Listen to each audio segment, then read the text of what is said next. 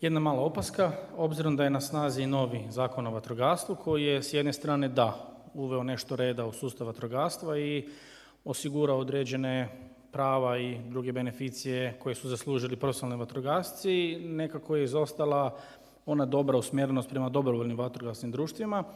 Postoji određena opravdana bojaznost na lokalnoj razini da se pojedina vatrogasna društva dobrovoljna mogu ukidati, odnosno da će se pretvarati u folklor. To je užasno važno obzirom na dugogodišnju tradiciju koju DVD imaju u našoj županiji, ali činjenica da su ti vatrogasci zapravo prvi onaj navalni val u bilo kakvom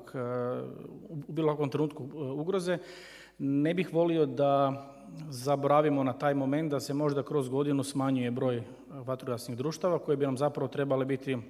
kažem, taj prvi val pomoći.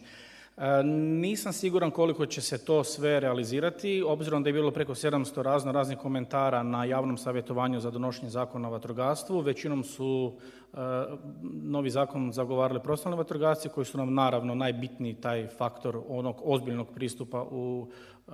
pomoći građanima, ali nekako ne bih volio da zaboravimo i da nam izostane ova skrb i briga za dobrovoljno vatrogasno društvo, jer ponavljam,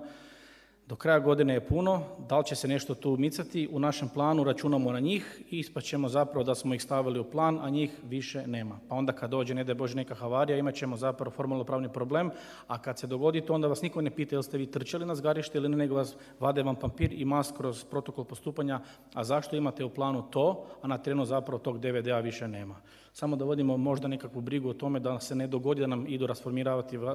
neka dobrovoljna vatrogasna društva jer su prema nekoj percepciji nekog inspektora besperspektivna, iako mi je užasno grdo reći da nešto što ima takvu dobru notu aktivizma i pomoći ima nekakav predznak besperspektivan, samo zato jer nekome u Zagrebu nema dovoljno broja vatrogasaca ili dovoljno broja navalnih vozila i slično. Vatrogasci su nemjerljiva snaga, pogotovo u manjim mjestima i ajmo ih čuvati koliko možemo. Hvala.